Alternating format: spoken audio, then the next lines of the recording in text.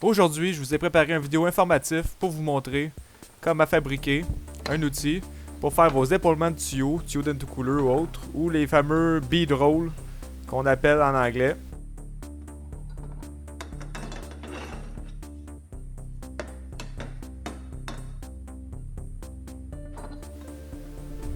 Alors un bead roll ou l'épaulement de tuyau, c'est qu'est-ce qu'on voit sur le bout du tuyau poli. C'est un épaulement qui va être au coupler en silicone de bien rester agrippé au tuyau.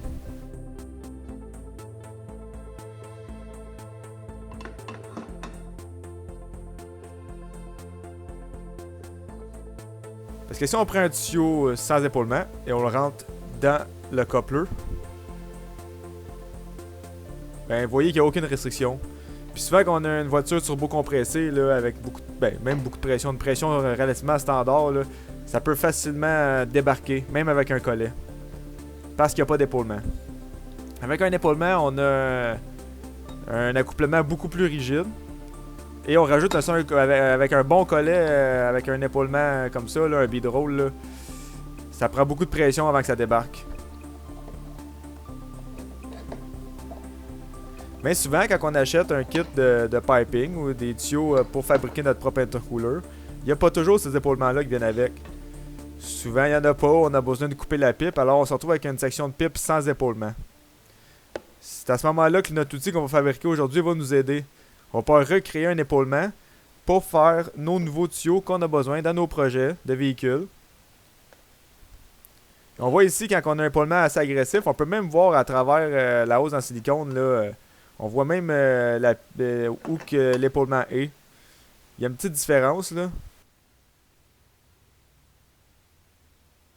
Et justement, quand on va insérer un collet de bonne qualité, le collet va venir barrer la hose à cet épaulement. Ça va faire un accouplement là, quasiment impossible à débarquer. Là.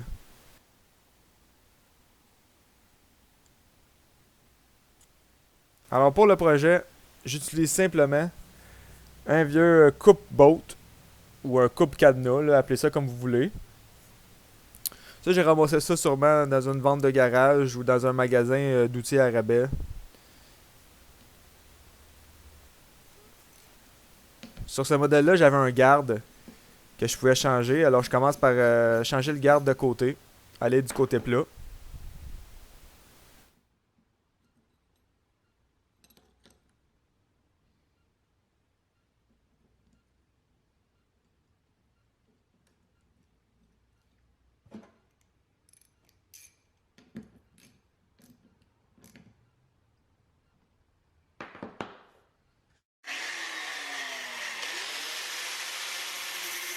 Avec la grain 2 ici, là, je vais seulement créer un écart entre les deux lames. Un écart qui va être à peu près égal à l'épaisseur des pipes qu'on prévoit utiliser. Moi, j'utilise souvent de la pipe d'aluminium, alors c'est à peu près l'écart que je vais aller chercher. L'épaisseur d'une pipe d'intercooler en aluminium.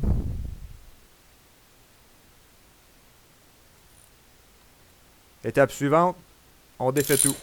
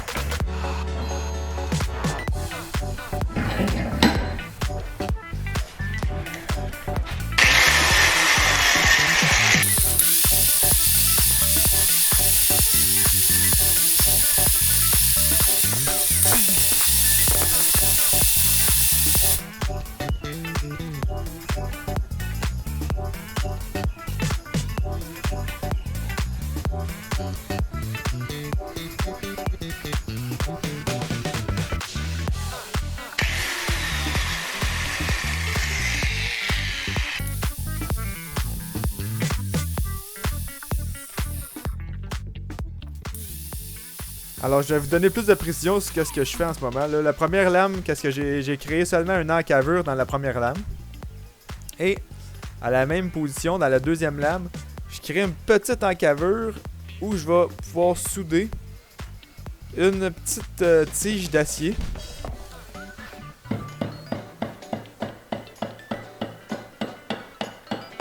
Et c'est avec cet ensemble-là, l'encavure d'un côté et la tige qui va être en fond embossée, plus surélevée que la lame. Ça va me créer l'effet pour faire justement un embossement dans mon tuyau.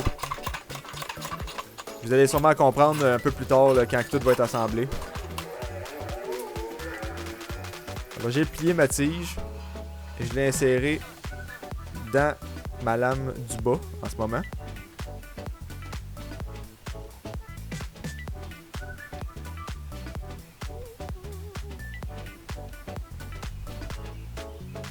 Je vais lui faire un petit peu de soudure pour qu'elle tienne en place.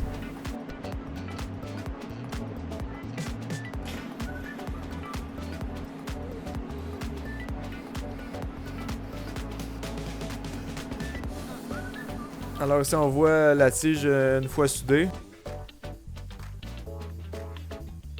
Ça sert seulement à créer une bosse sur la lame.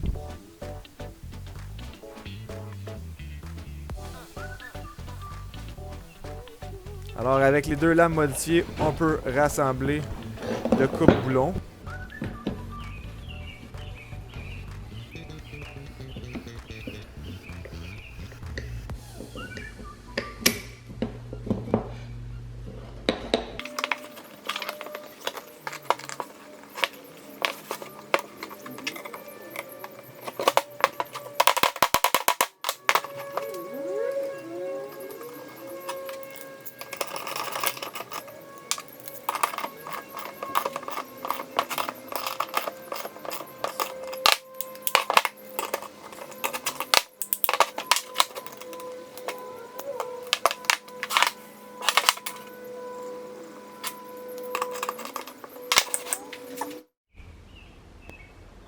Vous allez comprendre le fonctionnement.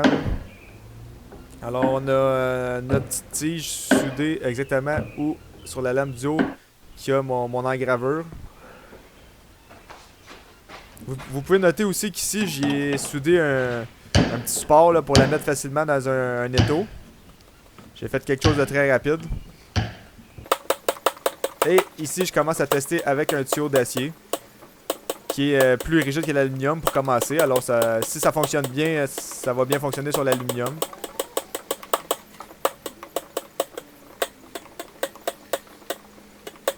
Et vous voyez, on a un beau bead roll, un bel épaulement qui garde sa forme tout le long du tuyau.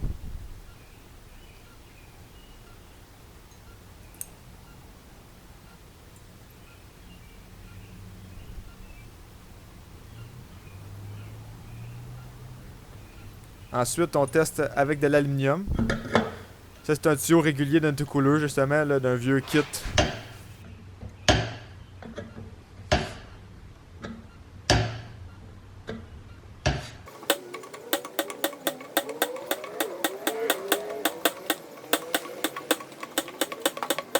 Vous pouvez remarquer qu'il y a quand même des petits stries, des petites lignes, là. Mais ça, c'est seulement une touche de finition. Quand vous allez travailler avec votre outil, vous allez voir où vous pouvez faire un peu de finition avec seulement un simple sablage là, des composantes. Là.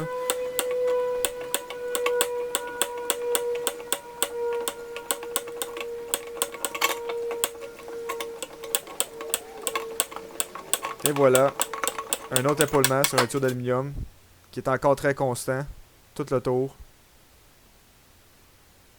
Ça va nous permettre justement d'avoir des couplers, des hausses de silicone avec un bon appui, un bon épaulement. Maintenant, une version un peu miniature. Ça, c'est une pince électrique. Une pince pour des travaux électriques que j'ai trouvé encore dans une vente de garage. Et on va utiliser la section du bout. Sans aucune modification, on va pouvoir faire des tuyaux de plus petites dimensions. On a seulement qu'à se faire une ligne de référence et rester stable sur notre ligne où on veut notre épaulement. Et c'est à nous là, à ce moment-là de jauger la force appliquée pour avoir un fini constant.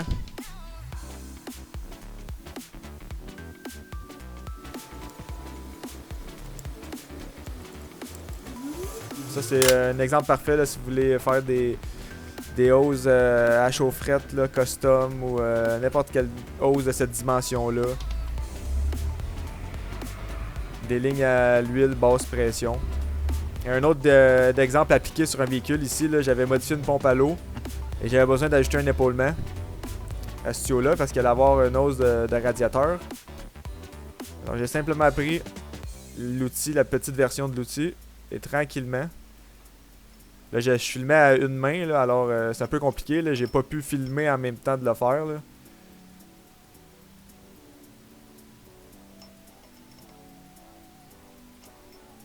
Mais vous comprenez le principe quand même. Et une fois terminé, j'ai réussi à me créer un épaulement tout le tour.